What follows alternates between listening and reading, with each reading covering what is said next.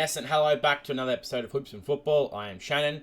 So today will just be, I don't know if it's really come out that much, but I've seen a lot of suggestions lately that maybe Richmond have a new target. And we did play him on the weekend, and he had 32 disposals, and probably tore us apart quite a fair bit. Marcus Windhager, if that's how you pronounce it, I'm not 100% sure, has come up apparently with St Kilda giving the bank all the cap salary to Nas, and still the rumours of Tom DeConey getting paid $1.7 million. They're offering, rumours are the offers have been quite low, and maybe inoffensive as well. And the question has been asked, does Richmond fit? So would Marcus fit Richmond's playing list? I am one would say yes, I think it'd be a good fit. Now, some people are going to say no, and the negatives would be that you've got Taranto and Hopper. There's too many midfielders already there. You need to work around that. If we traded Hopper or Taranto to another club, then a yes. At the same time, I'm not completely against it. I know some people say he'll take Jack Ross's spot. Not necessarily. But there's a chance of maybe a Sonzi doesn't make it through the list because Richmond wants Marcus, so then you can play him in the position that what Tyler Sonzi is doing right now. I know some people probably don't want to get rid of Sonzi. I am in that camp of not getting rid of him. I think he's a very good player. I'd like to keep him. But the question is, if you had to choose between a Sonzi, to deal a Sonzi to get a Marcus Windhager, would you do it? So he's only 22. He's played, as I believe, I've got his profile up on here from the AFL app. So he's 22. He's 185 centimeters. So he's not a super small midfielder, but he's also not super tall. He's 22. He's played 73 games. Now he was a NGA academy for the Saints. Even though Saints have been crying about academy players and father and sons, this is actually another one. So I'll read you off. I think it's his draft profile. So this was before he was drafted, just to give you guys a bit of context of who he is, what's his strengths, and probably some of his improvements, because they've actually given me dot points as well. So it says St Kilda's top next generation academy member has supporters and list managers alike sweating this season, as Marcus Windhager is one of them. The Sandringham Dragon, obviously, so he's a Dragon boy, so some of the boys might know him. Product has proved somewhat a surprise package this year. He was drafted at pick 47, having undergone a knee reconstruction in 2020, showcasing his high rate of development both on the Dragons and Haileybury College. So that also means he's also a prospect with Taj Hodden and Harry Armstrong. They were both there. He's an elite football background and basketball background, highlighted by clean hands, powerful turn of speed, both which he uses as stoppages at either ends of the ground. So I have seen some people say that he would be suggested if you did get him. Could you use him off half back along with Sam Banks? So you'd have the Bashahuli, Jaden Short of the Premiership time, where we had those two really good defenders that also were running and dashing and willing to take the kicks.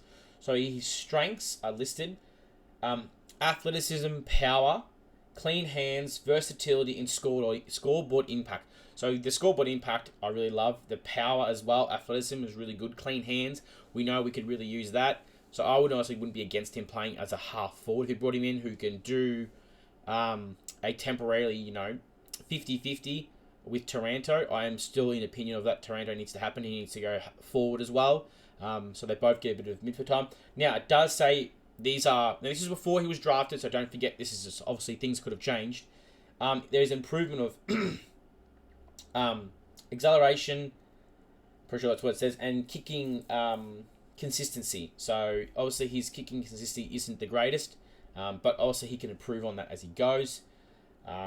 Just trying what else. Is there anything else that's really that important to read? And then if I go into his draft profile, it just says during his best year of his career before a serious hamstring injury that held to him around 17 last year, add another string to his bow in 2024.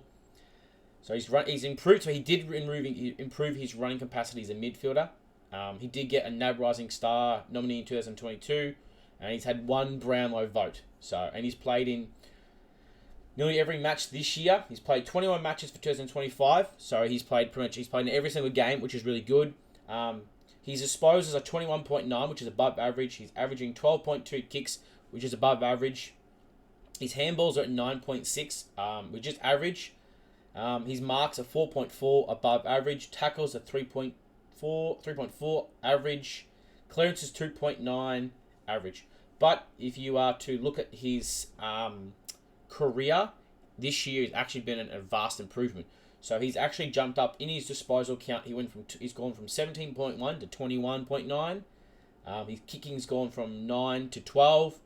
Handballs have gone up from 8 to 9.6. And his marks have gone up from 3.5 to 4.4. His tackles have stayed the same pretty much, and his clearances have gone up by 0.9. So he has improved. Obviously fantasy points, he's gone from 66 to 82. But overall, it would be a pretty good pickup, considering he does technically fit the age bracket. He would develop with the younger players. The bad in that would be you'd have to make a sacrifice on someone. Somebody would have to be cut that plays that similar role, that half forward / midfield. That's the question of Sonzi's out of contract. Jack Ross would be the next one. Besides that, it's hard to see who else, because you've got Sam Lawler, you've got Josh Smiley coming up. And it's not a bad thing if you were to think of it in that sort of way. Once Hopper and Taranto are gone, or if they request a trade, or their contract's up and we don't want him anymore, he would be in his prime. He would flourish along with your Lawler, your Hot, and your Kane McCullough, your Smiley. There's a very good core midfielder for the future.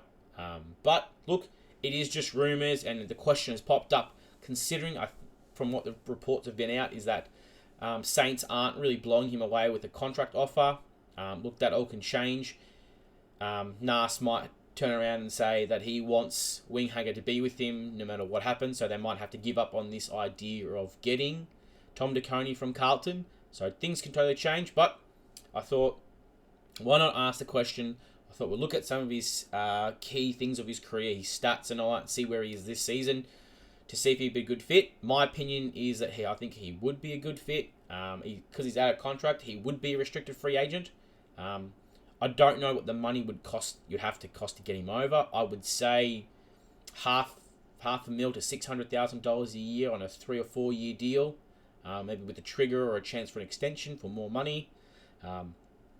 Maybe you could show him an offer of something along the lines of a 2-year deal at $600,000, and then obviously have a part of a trigger of at the end of it, you can extend for another 4 years. When the cap goes up at $800,000+ to get him to come across. Because he's a restricted free agent, obviously the Saints can match it, whether the Saints want to or not. Then it becomes into a trading process, which you could really easily do considering what we have. Or they let him go and hope to get another draft picked off him. I think they would match him in that scenario, just because they would have to their pick would be damaged because they were getting a restricted free agent. So unrestricted free agent like Tom De Coney over. I'm pretty sure that's how the rule works, where if you're getting somebody in and it affects the pick that you get because you're giving away something as well. But love to hear your thoughts, guys, on what you think. If you would like us to go after Marcus Windhager or you don't want us to, give me your pros and cons of why you do want him and why you don't want him, and we can have that discussion. I really do like the idea. But that'll be it for this episode, guys. Until next time, stay safe and go Tigers.